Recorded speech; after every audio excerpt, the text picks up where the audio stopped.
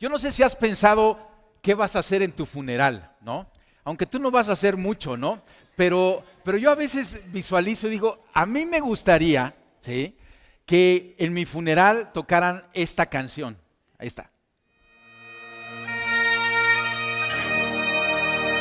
Sublime Gracia, ¿no? Como con unas 85 gaitas. Yo no sé cómo le vas a hacer para conseguir 85 gaitas aquí en Puebla, ¿no? Pero mira, aunque no las consigas, la mera verdad, yo ya voy a estar en un mejor lugar. Si me encuentras, me voy a dar. Pues no te preocupes mucho, ¿no? Y yo no sé cómo me van a recibir allá con gaitas, pero ¿sabes qué? Tampoco me importa porque no se trata de mí. El chiste es llegar a ver a Dios. Se trata de Él. Pero yo he visto que algunos en su funeral ponen esta canción. I did it my way. Yes, there were times I'm sure you knew. A mi manera, ¿no? Y a mí se me hace interesante, ¿no? Porque ahí está la gente y ve la vida de esta persona y dice, pobrecito, ¿no? A veces dice, pobre desgraciado. Qué fuerte palabra, ¿verdad? La voy a decir en no sé, en italiano, nulla grazie. Suena mejor, ¿no? Pero, o sea, ves, estás viendo la vida de esta persona desastrosa, pero cantan y dicen, pero lo hizo a su manera. Y entonces ya todo está bien, ¿no?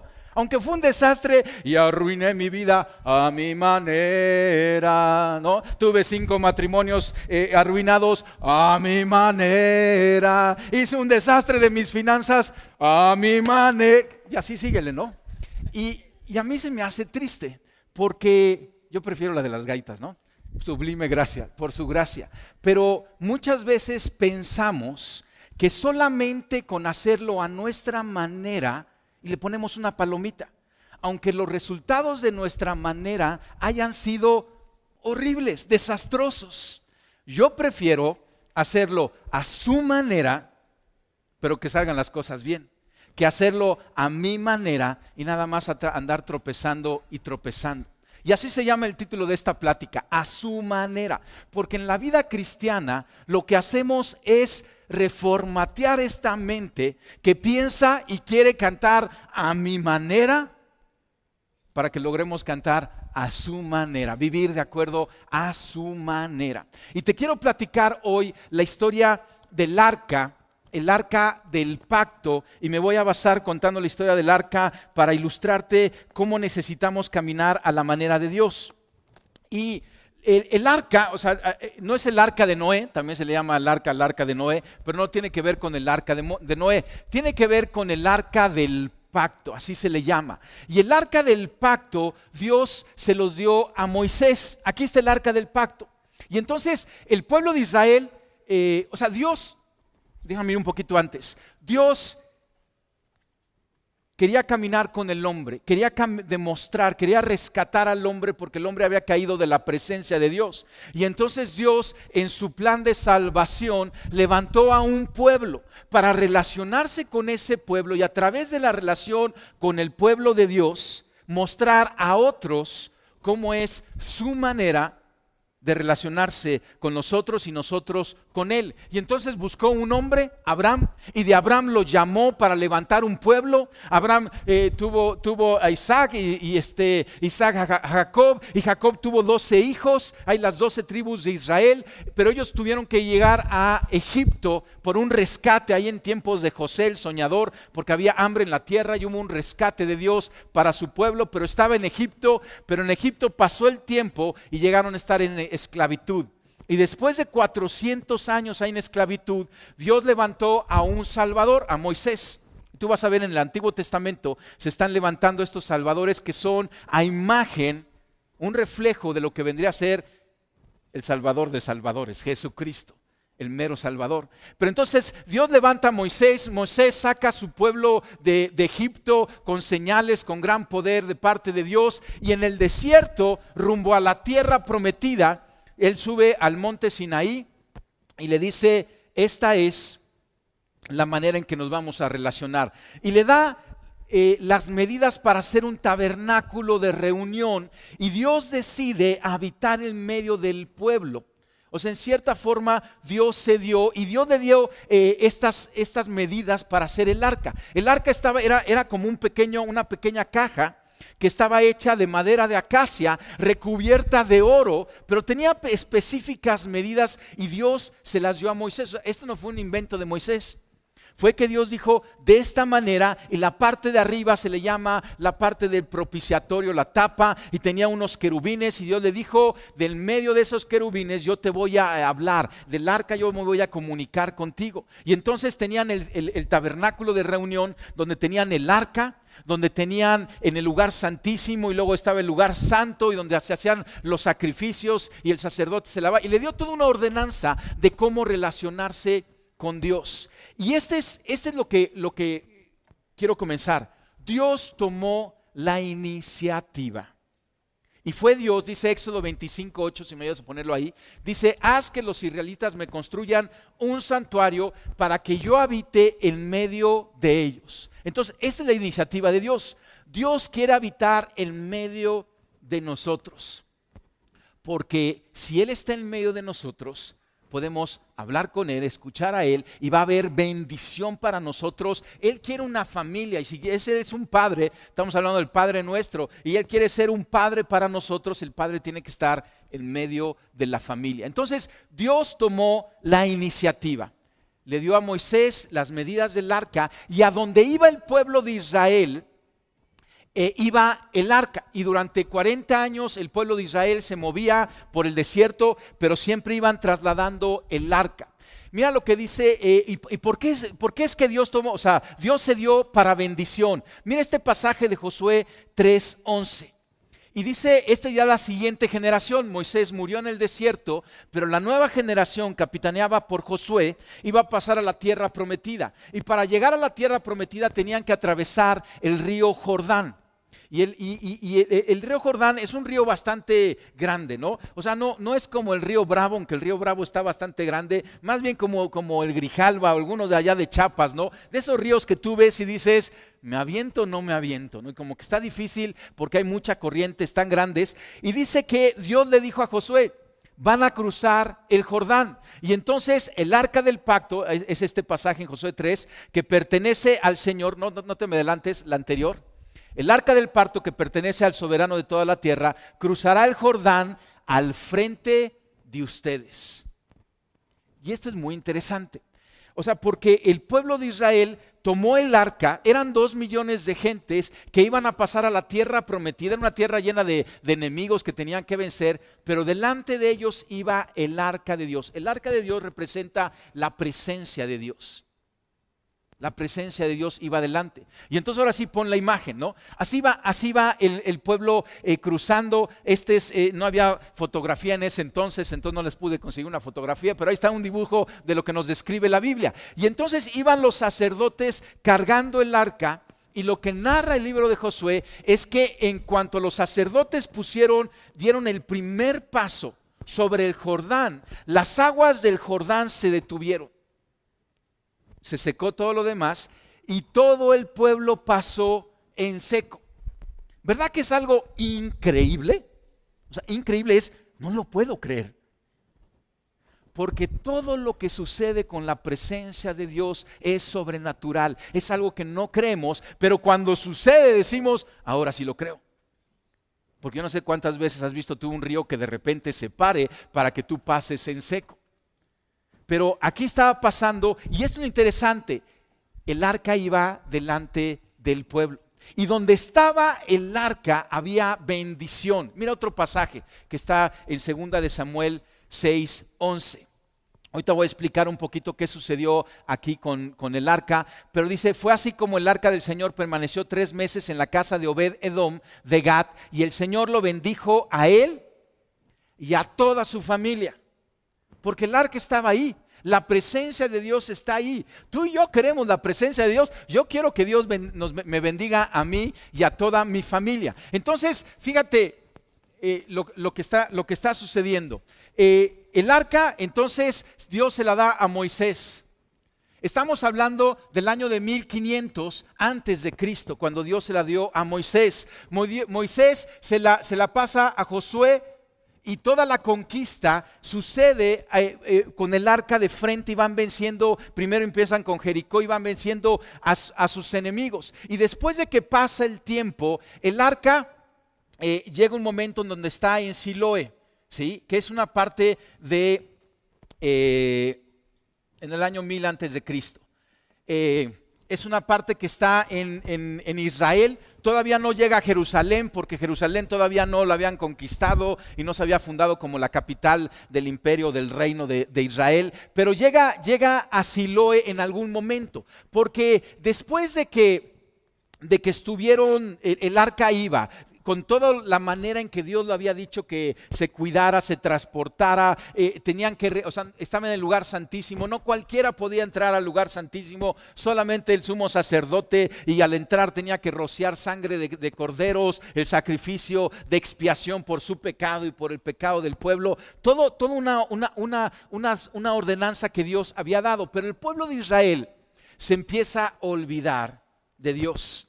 Y aunque todavía estaba el arca en Siloé y durante 500 años habían caminado a la manera de Dios, de repente el pueblo de Israel comienza a caminar a su manera y no a la manera de Dios. Empiezan a dejar el arca a un lado y la adoración a Dios, y narra cómo es el tiempo donde comienza el libro de Primera de Samuel. Se levanta ya el profeta Samuel, pero antes estaba un sacerdote, Elí, con sus 2 hijos que eran malos, inmorales, de lo peor, y estaban ahí y la gente no estaba adorando, pero la gente se mete en una guerra con los filisteos. Y mira lo que dice Primera de Samuel 4:10. Dice, y los filisteos pelearon y vencieron a los israelitas. Antes de este pasaje lo que sucedió, el pueblo de Israel se levantó contra los filisteos y los filisteos en la primera batalla le ganaron y murieron 400 soldados en la primera batalla.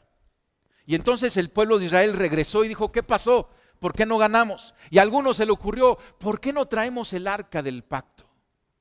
Y entonces todos se animaron y trajeron a esos 2 sacerdotes, ahí están Hofni y Fineses, malos, inmorales, y trajeron el arca. Y entonces lo que sucedió fue esto. Los filisteos, que al principio vieron que venían con el arca y tuvieron miedo porque los israelitas se avalentonaron de repente viendo el arca, pero dice, y los filisteos pelearon y vencieron a los israelitas. Fue tan grande la mortandad que ese día cayeron 30,000 israelitas. Fíjate, sin el arca murieron 400 israelitas.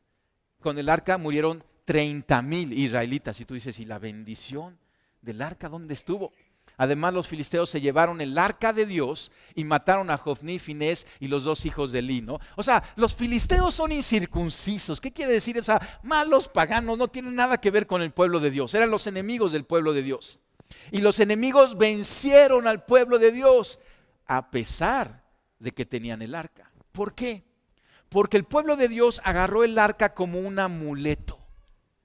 Y como estaban en problemas, dijeron, ¿por qué no traemos pero no tenían una relación con Dios, no estaban cerca de Dios, no estaban caminando a su manera, ellos lo hicieron a su manera, o sea, vamos a traerla con un amuleto. Y a lo mejor, aquí hay mucha ilustración para nosotros, porque a lo mejor nos sucede así en nuestra vida hoy actual cristiana, en donde decimos, tengo una cita de negocios, ¿no? Y entonces sacas la Biblia que nunca lees, ¿no? Las polvoreas, te la pones debajo del brazo y vas a la junta de negocios. Pero vas más bien como si fuera un amuleto. O te cuelgas la cruz de la abuela, o algo haces, ¿no? Porque tú dices, o sea, dices que la presencia de Dios me acompaña. Pero si tú no has estado en la presencia de Dios, lo que estás haciendo es más bien un amuleto. Y esto lo que estaba sucediendo es que lo estaban haciendo como un amuleto. Y Dios dice, yo no voy a permitir que en mi presencia la uses como un amuleto.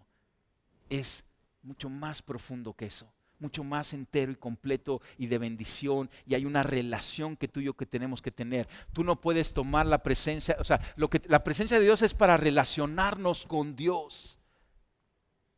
Y entonces vamos a vencer a nuestros enemigos.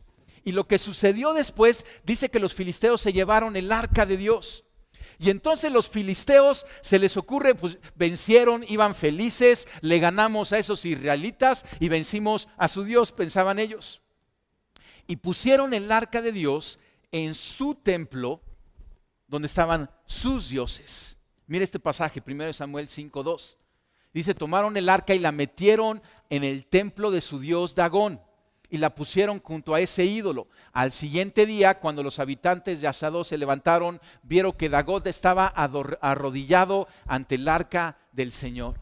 Dice que lo volvieron a levantar al ídolo y al día siguiente llegaron y estaba postrado y ahora con la cabeza rota y las manos rotas. Y entonces empezó lo malo. Empezaron a tener tumores. Había 5 aldeas de los filisteos y todas las 5 aldeas de los filisteos llenas de tumores la gente. Y entonces sí se pusieron en problemas y dijeron, ¿qué sucedió? Y por ahí dijeron, pues fue el arca de Dios. Y entonces se metieron en problemas y ahí que dijeron, pues hay que regresar el arca. Y entonces a alguien se le ocurrió, ¿por qué no ponemos una carreta? Le atamos 2 bueyes que nunca han jalado carreta. Y si los bueyes se van derechito desde Israel, va a ser confirmación de que Dios nos causó este daño. Pero aparte vamos a poner el peso de los tumores que hemos tenido todos nosotros en oro. Y le pusieron la carreta llena de oro y la regresaron al pueblo de Israel. Y dicho y hecho, los bueyes se fueron derechito hacia Israel de regreso. Entonces fíjate, después de Siloé se fue a los filisteos. Los filisteos los pusieron en una carreta y llegó a casa de Abinadab. Qué interesante, porque Dios no va a permitir que su presencia sea usada como un amuleto, pero Dios no va a permitir que los enemigos se burlen de su presencia. Y entonces llega el arca a casa de Abinadab. Y entonces Abinadab la tiene en su casa y lo mismo sucede. Dios bendice muchísimo la casa de Abinadab. Pero es interesante porque el pueblo de Israel se olvida del arca de Dios. Y entonces pasan 20 años. O sea, con los filisteos tuvo unos cuantos días, ¿no? Y córrele, deshazte de ella. Lo interesante es que estuvo como 20 años en casa de Abinadab y fue el tiempo en donde se levantó el rey Saúl y Saúl caminó, pero no de la manera de Dios. Dios desechó a Saúl y entonces levantó al rey David. Y entonces al rey David, después de que lo pusieron como rey, se acordó del arca de Dios. Y entonces David dijo, conquistó primero Jerusalén, el rey David, la puso Jerusalén como la ciudad de David, la capital de todo el reino de Israel, y entonces se acordó del arca, se acordó que estaba en casa de Abinadab y dijo, voy a ir por el arca de Dios. Pero aquí hay una cosa muy interesante, porque David, ¿cómo crees que transportó el arca? David agarró y se le hizo muy fácil e hizo una carreta. ¿Qué crees que iba a traer el arca? No, todavía está desaparecida el arca. Traje una carreta, ¿no? David dijo, tenía un buen corazón. Quiero traer el arca de Dios que está ahí olvidada con Abinadab por 20 años. Y la voy a traer ahora a Jerusalén. Y voy a construir un tabernáculo. En su corazón estaba a ser el templo que después lo hizo su hijo Salomón.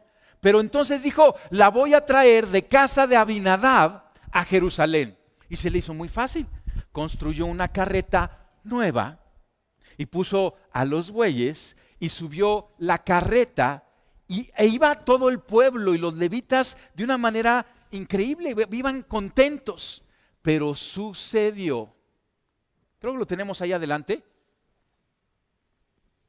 colocaron el arca de Dios en una carreta nueva y se la llevaron de la casa de Abinadab, que estaba situada en una colina. Usa y Ahío, hijos de Abinadab, guiaban la carreta nueva. Al llegar a la parcela de nación, los bueyes tropezaron, pero Usa extendió las manos y sostuvo el arca de Dios, de modo que Usa cayó fulminado junto al arca. Órale. Y a veces decimos, ¿pero qué pasó aquí? David tenía un corazón dispuesto hacia Dios. Pero fíjate qué interesante. David tomó el modelo de la carreta. ¿De quién tomó el modelo de la carreta? De los filisteos. Los filisteos se les ocurrió la carreta, pero los filisteos no platicaban con Dios, no tenían la ley de Moisés, no tenían la historia de todo lo que Moisés había hecho y Josué y la conquista de la tierra. Ellos eran los enemigos. En su entendimiento pagano, mundano, incircunciso, se les ocurrió la carreta. Pero lo interesante es esto: David tomó la información de los filisteos, no la información de Dios. Y lo hizo nuevamente a su manera. Y esta es una cosa muy interesante, muy profunda. Muchas veces estamos nosotros pensando, sí, pero lo hice a mi manera. No es cierto. No lo estamos haciendo a nuestra manera. O sea, es difícil ser tan originales como para hacerlo a mi manera. Estamos copiando la manera de alguien más. Y esa manera de alguien más es un filisteo, es alguien del mundo. Mi esposo y yo damos consejerías y nos gusta dar consejerías y platicamos con la gente. Y de repente hay alguien que me está platicando la historia de su vida, ¿no? Y yo de repente empiezo a escuchar la historia de su vida y yo digo, esta película ya la vi. Digo, ¿no es esa una de Tom Cruise? ¿No? Porque haz de cuenta que me está platicando lo que esa película, y a veces yo digo, no, esta obra yo ya la vi, parece Los Miserables, ¿no? Y andamos copiando y ni nos damos cuenta, pero empezamos a vivir con carretas del mundo. Nuestra vida cristiana le empezamos a poner moldes y maneras del mundo. David dice que cuando cayó Usa muerto, está fuerte, ¿no?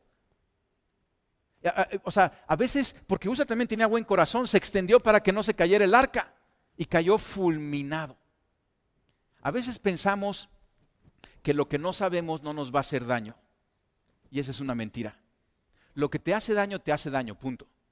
Lo sepas o no lo sepas. Acabamos de hablar de pornografía la semana pasada. Y había una mujer que me decía, pues yo no sabía que la pornografía era pecado. Pues mira, no importa si ella lo sepa o no lo sepa. El daño lo está recibiendo ella y su familia si están viendo pornografía. Tengan el conocimiento o no lo tengan.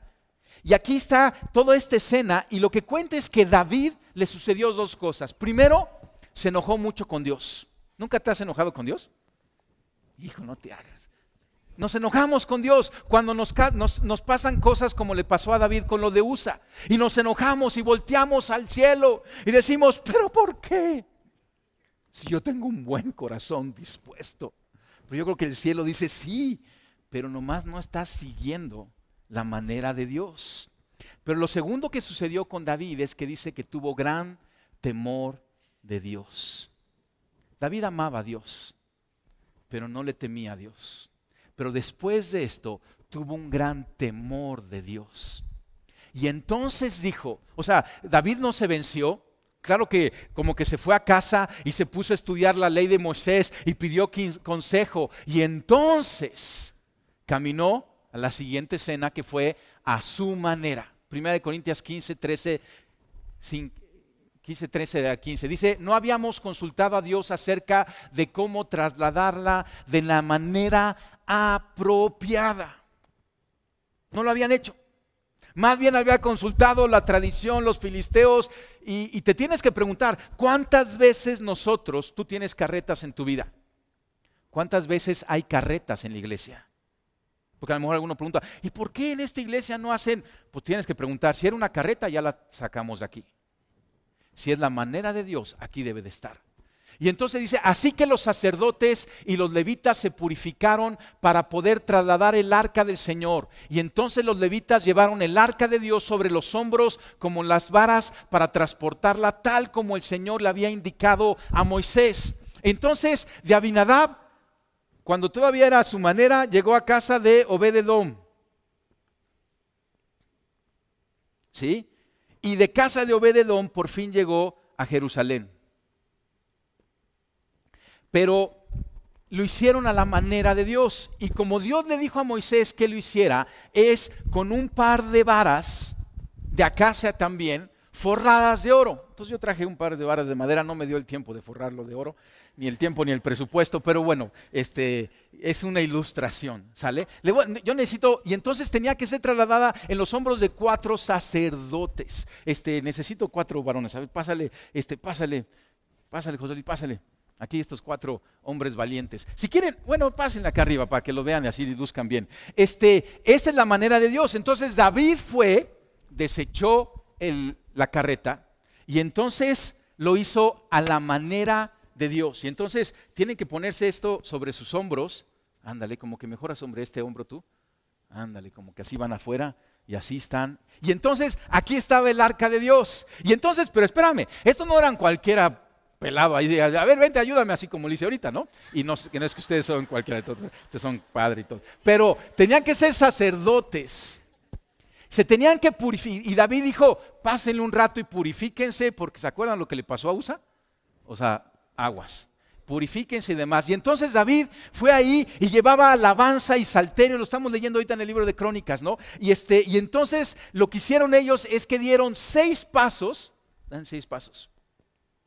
2, 3, 4, 5, 6, párense. Y David sacrificó 7 bueyes ahí para purificación, porque a lo mejor en esos 6 pasos ya habían pecado estos. Y sacrificó, o sea, ¿qué estaba sucediendo ahora con David? Dijo, ahora no me voy a equivocar.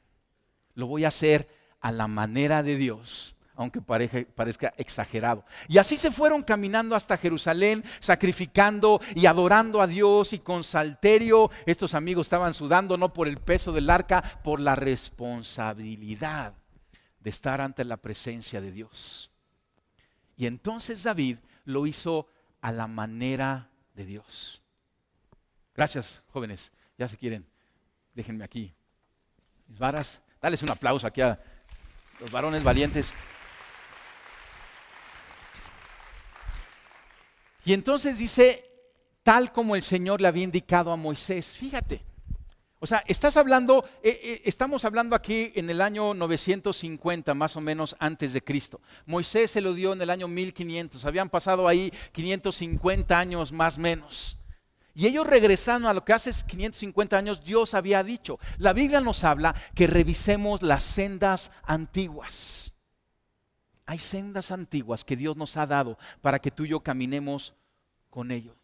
Y cuando tú y yo, David entonces desechó la manera del mundo y regresó a la manera de Dios. Y cuando David regresó a la manera de Dios, el arca llegó a Jerusalén y entonces David le hizo el tabernáculo de reunión, se le conoce como que el tabernáculo de David, porque nuevamente lo puso y entonces tenía alabanza 24/7 y había fiesta. ¿Y sabes lo que sucedió? David no perdió una batalla. Ganó todas sus batallas porque estaba la presencia de Dios ahí, no como un amuleto, de acuerdo a la voluntad de Dios para el propósito de Dios. Mira lo que dice Primera de Crónicas 17:13. Cuando regresamos a su manera, recobramos su bendición. Y esto es lo que Dios le promete a David y a su descendencia. Y dice, y yo seré su padre. Pues está hablando de David, pero también está hablando de Salomón. Y él será mi hijo. Y nunca le retiraré mi favor, como le retiré de quien reinó antes de ti. Lo confirmaré como rey sobre mi casa y sobre mi reino para siempre. Y su reino estará seguro para siempre. Y de ahí viene el linaje de donde nuestro Señor Jesucristo nació, en ese hogar del linaje de David, en esta promesa. Y David tuvo un reinado increíble, sí, con sus retos, pero de victoria en victoria, porque él lo hizo a la manera de Dios. Y aquí tienes que reflexionar, lo estamos haciendo a nuestra manera, porque, o sea, este mensaje es para cristianos, porque yo he visto cómo como cristianos, muchas veces nosotros, aunque tenemos la información, tenemos acceso a la guía del usuario, podemos platicar con Dios, seguimos haciéndolo a nuestra manera. Déjame ilustrártelo. Vas al nutriólogo, ¿sí? Para que te ponga a dieta. Primero analiza, ¿por qué tienes que ir al nutriólogo?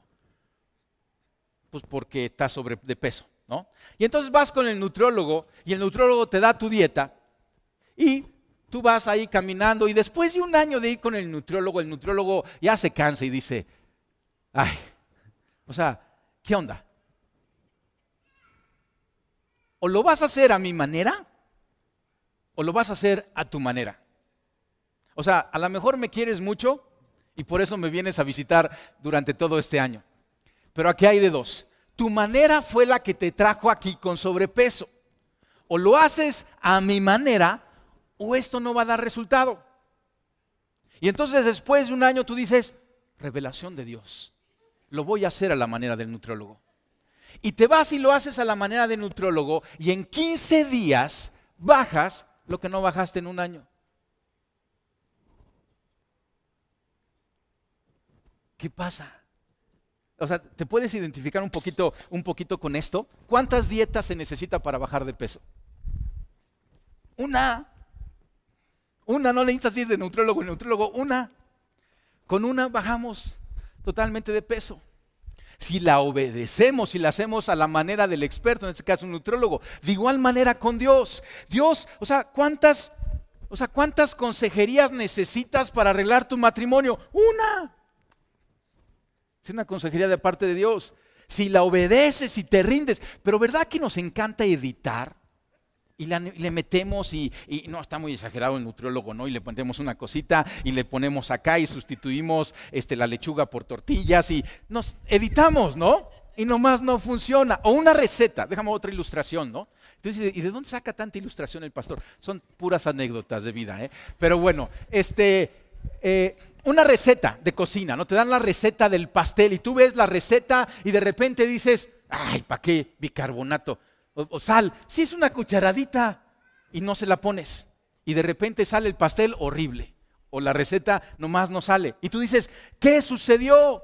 Pues no seguiste la receta. O el orden de la receta, ¿no? Dice, primero coloque, y tú dices, pues a mí me enseñaron que el orden de los factores no altera el producto, ¿no? Y lo usas para todo en tu vida eso. Y entonces, pues ahí va la sal y entonces, y ves el resultado, y ves el resultado del que te lo enseñó y dices, no es igual, porque el orden sí importa.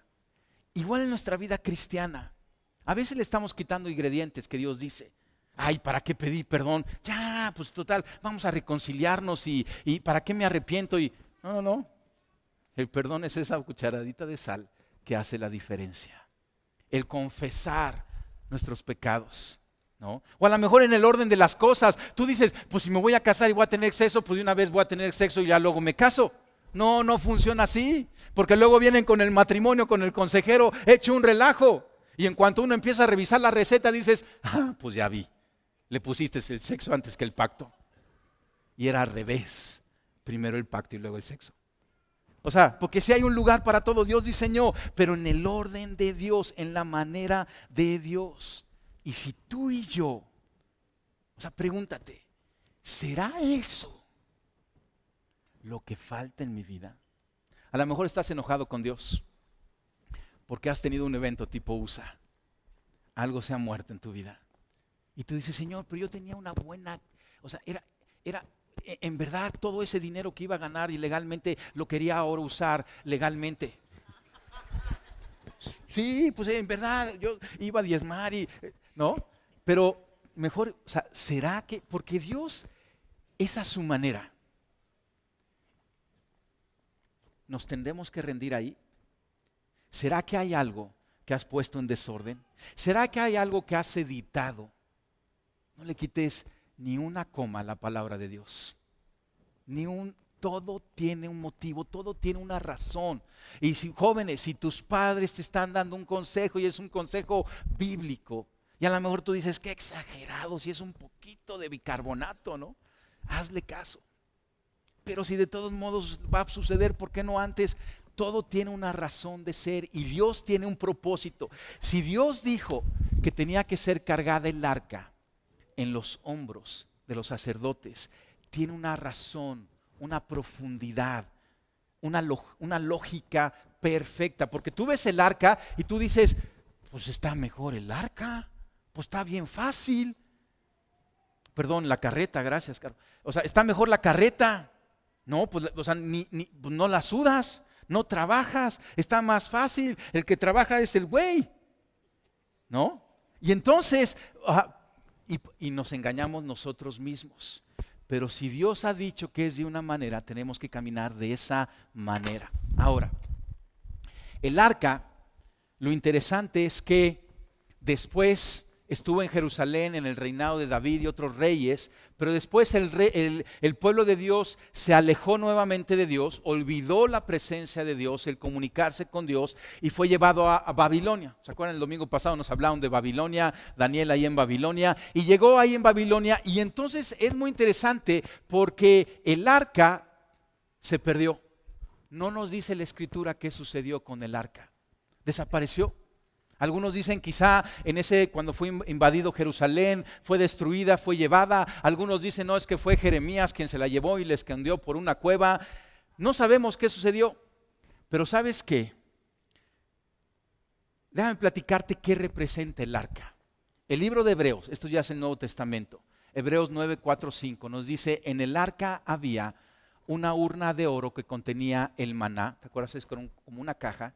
Y adentro de la caja estaba el maná que Dios les dio de comer en el desierto por 40 años al pueblo de Israel.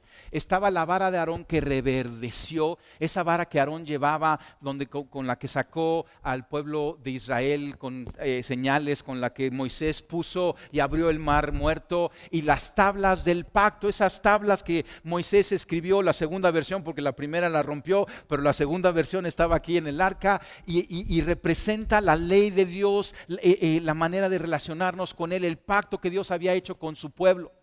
Y todo esto estaba en el arca, y luego estaba tapada el arca con una tabla que se llamaba la tapa de propiciación, que significa el sacrificio que se tiene que hacer para ser libres de la ira de Dios. Eso es propiciación. ¿Qué representa el arca? El arca representa a Jesucristo. El arca representa a Jesucristo.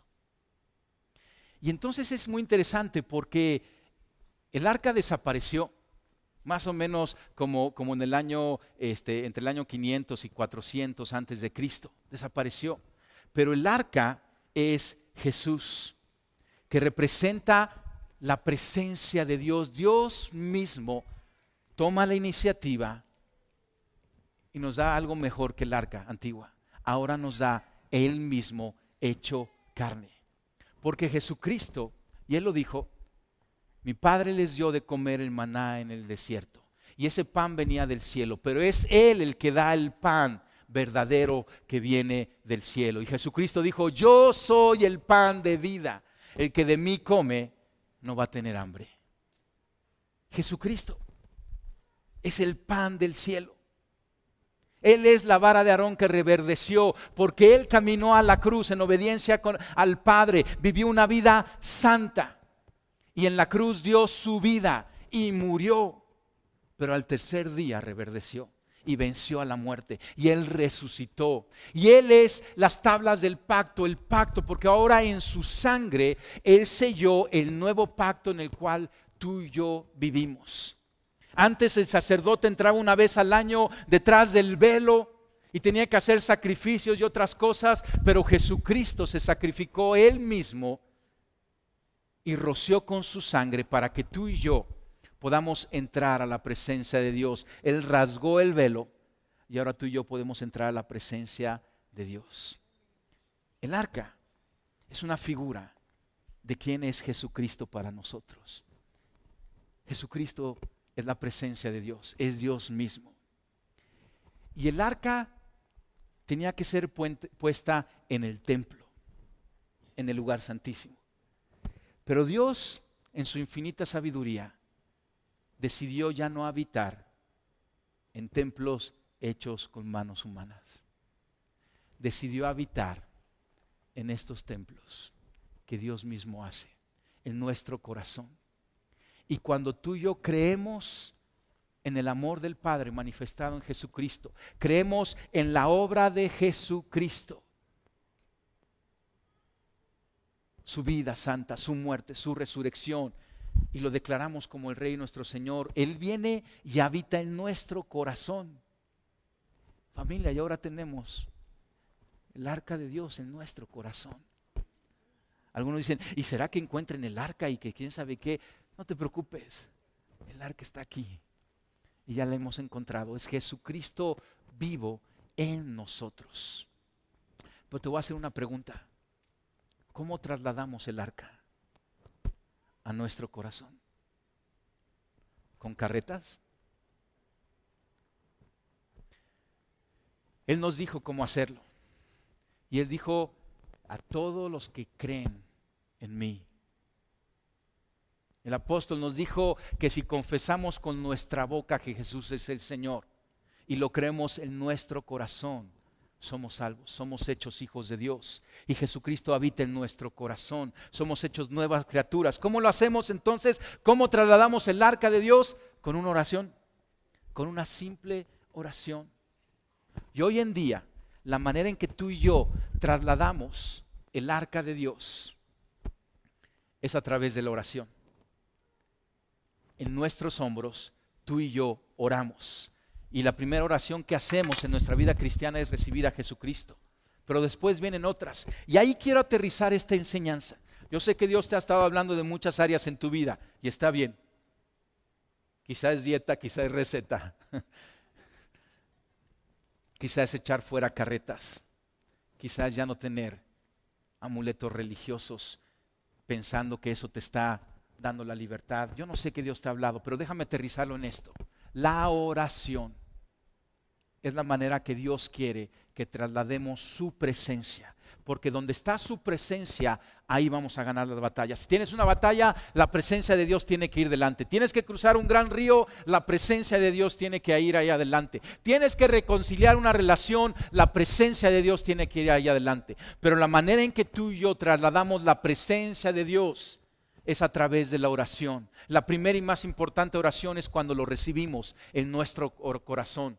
Pero de ahí viene toda una vida de oración. Y en estos meses vamos a estar hablando esto de la oración. Mira lo que dice Santiago 4, 2, 3. Dos cosas importantes. Él nos dice, pero no tienen lo que desean porque no piden.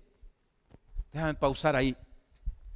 Seguro que hay algo que tú quieres, seguro que hay algo que tú sueñas, seguro que hay algo que tú necesites. Y Santiago es muy sencillo y muy plano en decir, no lo tienes porque no lo estás haciendo a la manera de Dios. Y la manera de Dios es orar. Esa es la manera de Dios. Pero no Él es soberano, sí, pero en su soberanía Él decidió rendir a nuestras oraciones su operar aquí en la tierra. Pero no Él ya conoce todas nuestras necesidades antes que nosotros se las expresemos a Él. Sí, pero Él decidió en su gran sabiduría someter a nuestra oración de acuerdo a su voluntad, su actuar. Y esto es lo primero. Muchos piensan que la oración es como ese granito, esa cucharadita, media cucharadita de bicarbonato, de sal o de azúcar que le echas a la receta. Tú dices, no sirve de nada. No tienes porque no pides. Y no pides porque tienes un paradigma acá que te ha robado la bendición de Dios. Porque la presencia de Dios ya está lista para ser transportada del cielo a la tierra y a cada una de tus circunstancias. Pero tiene que ser en oración. Esto es lo primero. Si no oras, no vas a tener. Entonces, no, pues ya me animas, ya quiero orar. Y entonces ahora viene lo segundo. Y pidan, y dice, y no reciben porque piden mal. No reciben porque piden mal. Entonces, lo primero es que no recibimos porque no pedimos. Pero luego podemos estar pidiendo a la manera del mundo. Y entonces lo interesante de todo esto es que tú dices, pues entonces ¿cómo puedo pedir bien? Jesucristo nos da la respuesta. Y Jesucristo nos enseña el Padre Nuestro. Y antes de comenzar a enseñarnos este modelo de oración, Él nos dice en Mateo 6, 9, ustedes deben de orar así. Padre nuestro que estás en el cielo, santificado sea tu nombre. Venga tu voluntad, hágase tu voluntad así como es en la tierra, en el cielo, así hazlo aquí en la tierra. Y continúa, pero dice, ustedes deben de orar así. Jesucristo para empezar no está diciendo, mira, si algún día se te ocurre orar, así como que te distraes y oras, hazlo así. No, para empezar dice, ustedes deben de orar. Jesucristo está diciendo, no hay vuelta, no hay sustituto para la oración. Necesitamos tú y yo orar. Ese es el plan de Dios. Esa es la manera que vamos a trasladar la presencia de Dios a todas y cada una de nuestras circunstancias. Las que están en problemas para solucionarlas y las que están bien para que no caigan en problemas. Pero lo segundo es que nos dice, oren Así nos enseña una manera. La oración no es complicada. O sea, está complicado trasladar el arca, ¿verdad que no es complicado? No es así como que David dijera, es que no le entiendo. 2 palos y 4, ¿y cómo le o sea, ¿verdad que no está complicada? De igual manera la oración no es complicada, pero hay una manera correcta de hacerla. Y tú y yo tenemos que aprender esa manera correcta. Orar, pero orar como el Padre quiere que oremos, porque nuestras oraciones son a Él, nuestras oraciones son comunicación y nuestras oraciones es decirle a Dios lo que Él ya nos ha revelado a nosotros de acuerdo a su voluntad, pero darle permiso, invitarlo a esas situaciones. La oración hecha a su manera, la oración hecha a la manera de Dios es central en nuestra vida cristiana. El conocer bien la forma y los beneficios de orar hará la diferencia en el éxito, en que un discípulo, tú y yo, aproximamos nuestro buscar, crecer, pedir, conocer a Dios. Pero es a su manera. Yo quiero que cierres tus ojos un momento.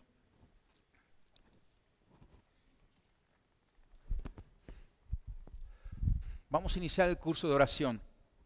Y a lo mejor tú no habías contemplado. Tú dices, no, es que eso no es tan necesario. No hay otra forma, familia. No tienes porque no pides. Y cuando pides, pides mal. Pero Él quiere dar una oportunidad. Él quiere enseñar, Él quiere capacitar. Porque Él desea el bien, el nuestro, el de México y el de toda esta tierra. Pero es a través de nuestra oración que se va a lograr. Pero déjame hacer una pausa. Hablábamos de que el arca representa a Jesucristo. Jesucristo es la presencia de Dios manifiesta en todo su esplendor. No una figura, imagen como lo era el arca antigua. Ahora Jesucristo ya vino al mundo. Él ya demostró que es el pan del cielo, que es el poder del cielo, que ni la muerte puede apagar, y Él ha reverdecido. Y que Él ha sellado el nuevo pacto en el cual tú y yo podemos vivir. Pero la puerta, el comienzo, es Jesucristo. Y yo sé que aquí hay gente que nunca ha hecho una oración por Cristo. Y este es el comienzo a la libertad. Es invitar a Cristo a través de una sencilla oración a que habite en tu corazón. La oración es sencilla, pero el resultado es increíble. Y si tú en esta mañana quieres hacer esta oración así con tus ojos cerrados, yo te voy a invitar a que la repitas conmigo. Déjame guiarte en esta oración y hazla de todo corazón, porque el Padre ha dicho: a los que confiesen, a los que busquen recibirán, a los que toquen se le abrirá. Tú y yo vamos a tocar en el cielo a través de esta oración por el recurso más importante, Jesucristo mismo, la persona más importante en nuestra vida. Y haz esta oración conmigo. Hazla personal, pero hazla audible. Y dile: Papá Dios, yo te doy gracias porque sé que me amas. Señor, yo quiero comenzar pidiéndote perdón porque he caminado a mi manera. Perdóname, Señor. Yo hoy quiero caminar a tu manera. Yo me arrepiento de mi pecado, de mi maldad, de mis errores, de mis actitudes. Perdóname, Señor. Y yo creo en Jesucristo. Y Jesús, a ti te nombro hoy el Rey y Señor de mi vida. Ven y habita en mi corazón. Sé tú mi Rey, sé tú mi Señor. Llena este lugar. Llénalo de ti. Transfórmalo de acuerdo a tu plan, a tu propósito, a tu diseño. Con tu poder, con tu gracia, con tu misericordia. Amén.